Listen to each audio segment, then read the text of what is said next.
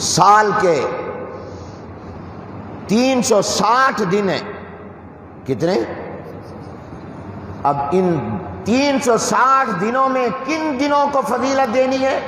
تو پروردگار عالم نے اس مہینے کے یہ پہلے 10 دن جس میں ہم اور آپ جا رہے ہیں، ان کو اللہ نے سال کے تمام دنوں پر فضیلت ادا کر. 350 دنوں پر اللہ نے ان دنوں کو فضیلت ادا کی. وَلَيَالٍ عَشْرٍ فرما کر ان کی قسم اللہ نے کر.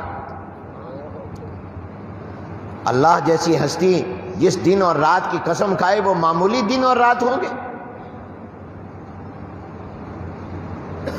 ان کی فضیلت کی قسم اللہ نے کھائی.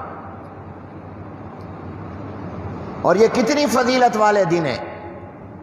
ایک تو یہ کہ اللہ تعالیٰ قسم کھا رہے ہیں، اور دوسرا یہ کہ امام الانبیاء رحمت عالم حضرت محمد الرسول اللہ صلی اللہ علیہ وسلم نے فرمایا کہ تم سال کے 350 دنوں میں جو نیکی بھی اور جو بھی عبادت کرو اس کا وہ ثواب اور اجر نہیں ہوگا جو اس نیکی کا ہوگا جو تم ان 10 دن اور رات میں کرو.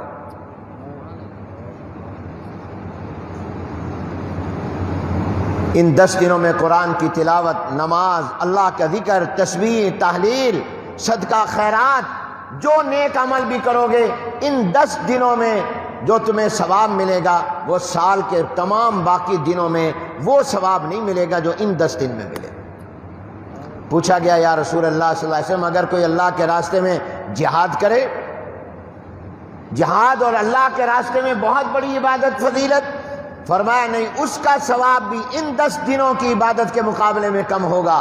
ہاں وہ مجاہد جو اپنے جان و مال کے ساتھ اللہ کے راہ میں نکلا، جہاد کے لیے نکلا اور پھر واپس نہیں آیا، شہید ہو گیا، اس کا مال بھی لوٹ لیا کافروں نے، دشمنوں نے، نہ مال بچا نہ جان بچی، اس کا مقام البتہ زیادہ ہوگا. ورنہ اس کے علاوہ باقی سب ان کا اجر زیادہ ہوگا جو ان 10 دنوں میں نیک اعمال کریں.